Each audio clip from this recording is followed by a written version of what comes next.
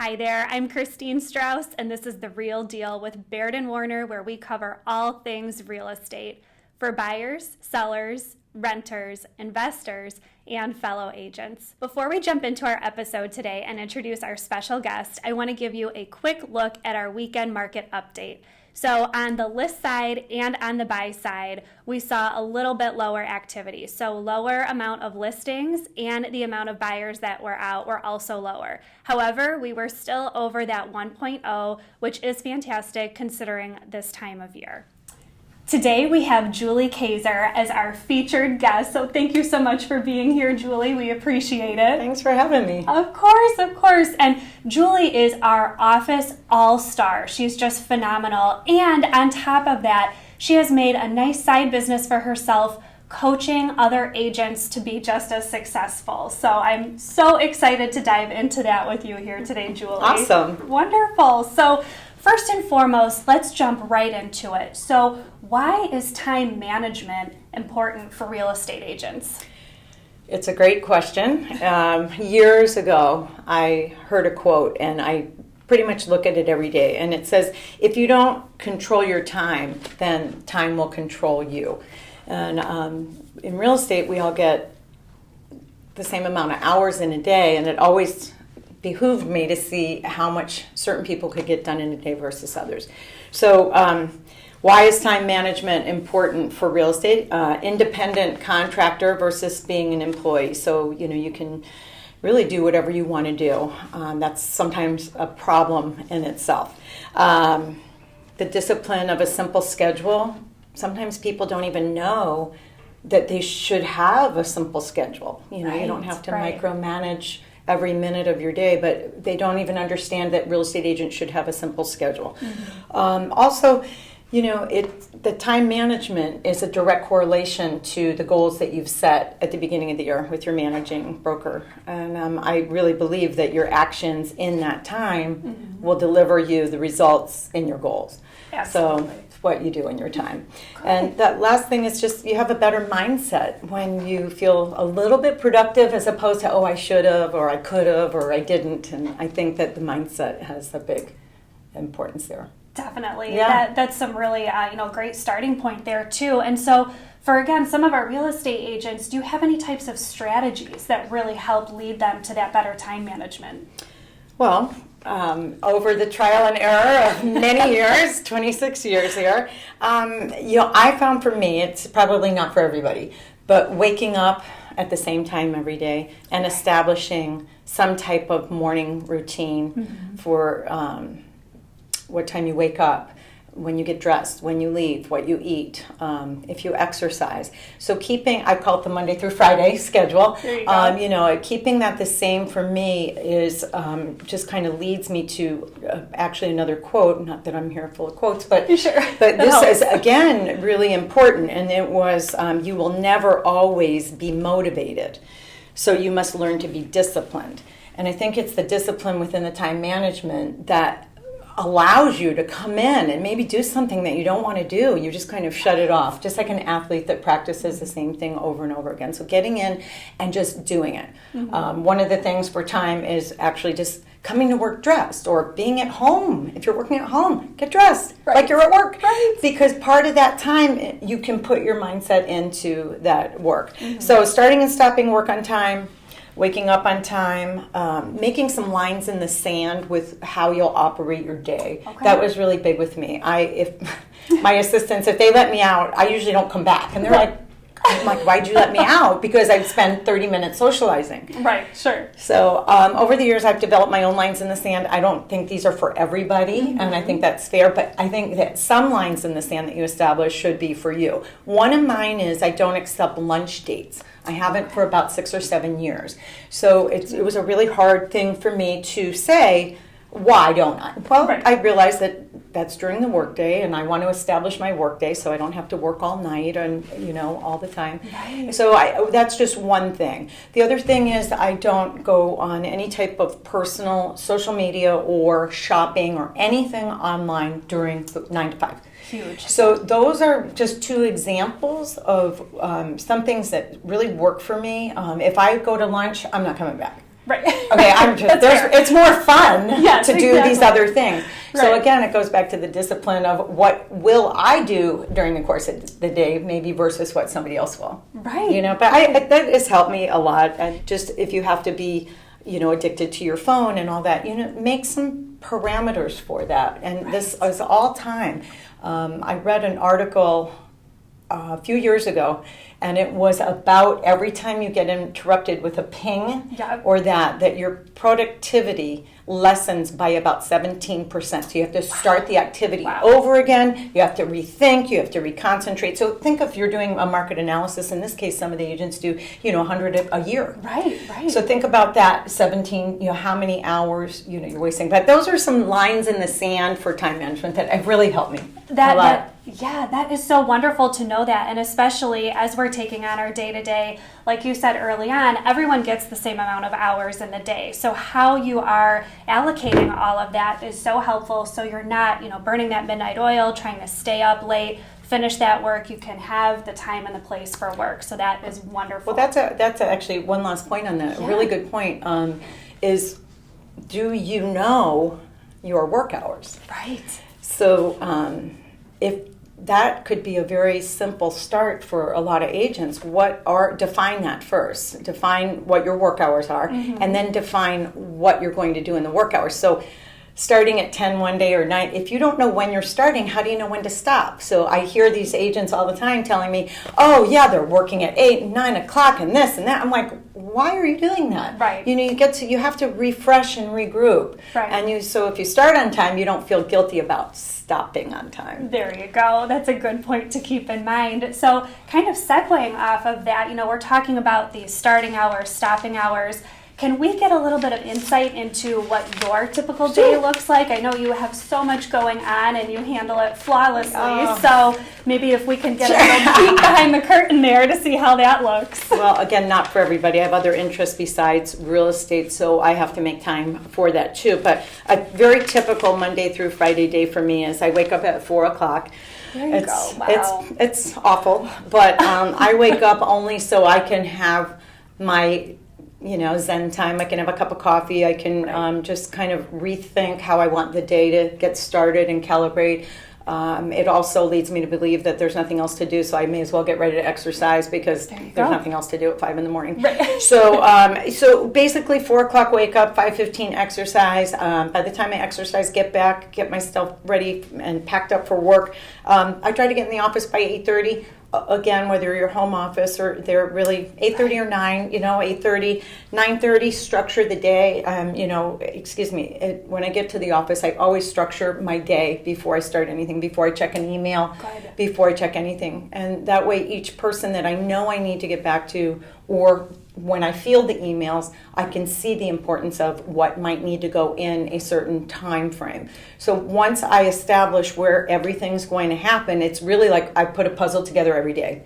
And I follow that puzzle religiously because I'm one of those people that, that looks good over there, or I'll do this. Right. I'm just as normal as anybody else. But I found a way to structure it where, I look down, I'm supposed to be doing this. Or, I've got to call so-and-so's seller back. I got to get a price reduction on this. So certain things pop up. Obviously, it's real estate. But the difference is how you react to those things that pop up, which can save you a lot of time. So in the office, planning, structuring the day, time blocking who and what I need to do for the day. I'm a big believer in time blocking. And then at noon, once I start my day with maybe more of the productive activities, at noon and in the afternoon, I'll start going to the less tenuous things, which might be admin or marketing.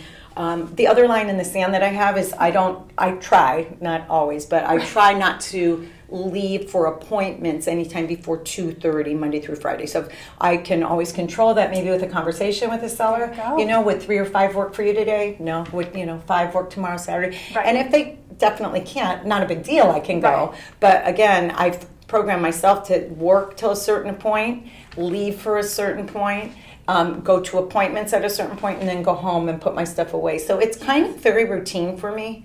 if I'm working on a CMA, it's got a time. It's not 9 in the morning. I'm usually doing that between 12 and 2. Mm-hmm. Okay, so does that make sense? And does. then if I'm out, if there's any errands or lock boxes or anything that I have to do, that's same thing after 2:30. Once you're out, how about it? Go have fun, put the music on, drive to your appointments, and then go home.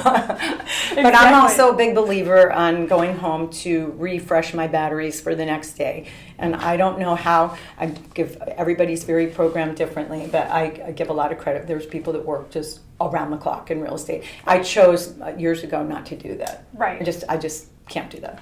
Yeah, and I think that is so helpful to know, because I think that is the most consistent thing that we hear from agents, is that how am I managing this time, which is, of course, this whole topic that we're talking about today, and people getting to that point where they're feeling like they're burnt out. So this is amazing that you can put just some of these simple steps into place to create that general structure, knowing that maybe we flex a little bit here and there if needed, right? Absolutely. It is real estate after all. But routine is very factored in. Exactly, yeah. Just to kind of keep yourself sane, I think that's a really good way to do it. Yeah, it's easy to take that time and do the easiest thing first. Right. That's just, kind of another habit of taking the path of least resistance. Right. And I think, sometimes in real estate, you've got to be brave. It's a very scary business out there with rejection and emotional people and big homes and expensive things that they're selling. But I think taking the path of most resistance gives you more courage to come back the next day. Okay, God, don't keep putting it off. And, to Christine's point, we all do have the same amount of hours in a day, and to increase your production and your efficiency, you must defeat distractions. Right. And that's, and the question, I have for you guys is, do you have a schedule, and what are your distractions that you're dealing with? And even if you didn't, make this so stringent and so strict, that's not the goal here. The goal is take one thing and see if you can combat it. We all know what they are. Right. We all know if we are multitasking during the day, doing laundry, baking cookies, and selling real estate. Right. If that's what you consider your full-time job in real estate is, you might want to talk to one of these great managers. Come see me for a minute. Exactly. But you might want to just rethink. Maybe I just don't know what I'm supposed to be doing all day. Right. That's tough. Right. Yes, absolutely. Yeah, because there are so many different hats you can wear. So having this structure is excellent, a really great way to kind of get yourself back on track. And so do you think, as we head into 2021, I know there's been a lot of talk about that being another strong year. So what are some of those tidbits and points that we can pull to really kind of set us up for success in 2021? Yeah, know when you're working. And if you don't know what you're doing with work, we've got all these great people in here to help. That you can figure out. But take a blank calendar. Old school here. I print them off. I make little X's through all the days I know I'm either traveling or not going to work or weekends or stuff that I know. And then I get a real good, wow, I'm only working 11 days. Right. This is not that many work days. Right. Maybe I need to establish what I'm doing in those 11 days because I'm taking most of the month off. Other months it might be different. But establish what your work schedule is. And I think get in front of it. Don't wait now. This is great practice months while we can catch our breath here and have, I hate to say COVID time, but now's a great time to practice a mini schedule. Right. What does that look like for you?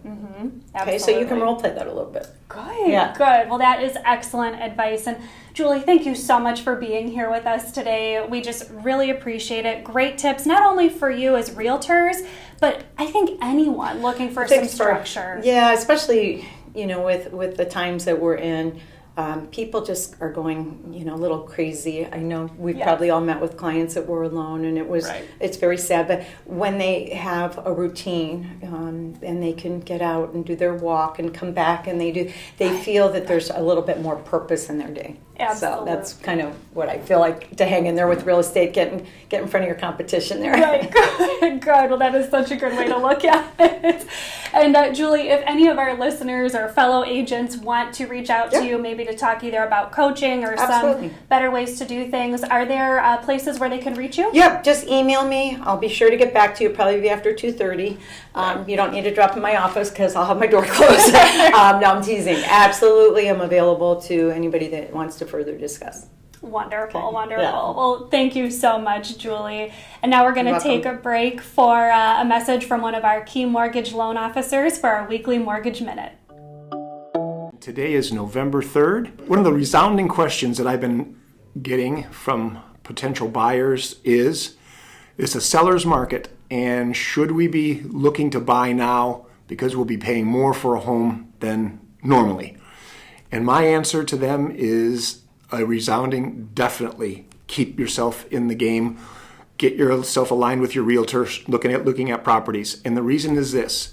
Interest rates are at historic lows. They're a half a point below the lowest rates that I did when I was doing this in the early 2000s. So we are below 3%, and that lower interest rate more than offsets the extra money that you'll be paying, depending on your negotiations, of course, in what we call a seller's market, or we have just lower inventory. There's lower inventory for homes, approximately about 3 months turnover, when we normally like to have about 6.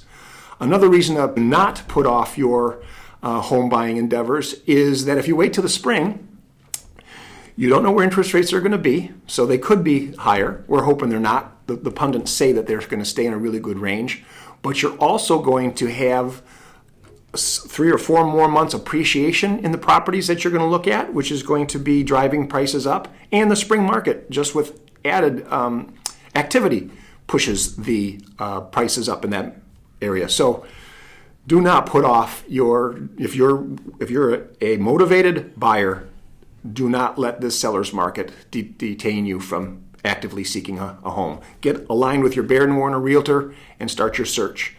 Last question, or last thing I'm going to discuss too, is just interest rates. I said they're the best that they've ever been. We're hoping that they're going to continue to be in a really good trend. It's a wonderful time to do a refinance just to lower your payment. It's a wonderful time to take a 30-year and lower it to a 25-year or to a 20-year or to a 15. Shorten your payment term, build your equity, build your wealth faster. Take advantage of these interest rates. And I'm here to help you do that. Just give me a call at 630-728-0066 or email me at john.lewis@mykeymortgage.com. Thank you and have a great day. Thanks again for joining us. I'm Christine Strauss with Baird & Warner. Catch us next time to hear about the real deal.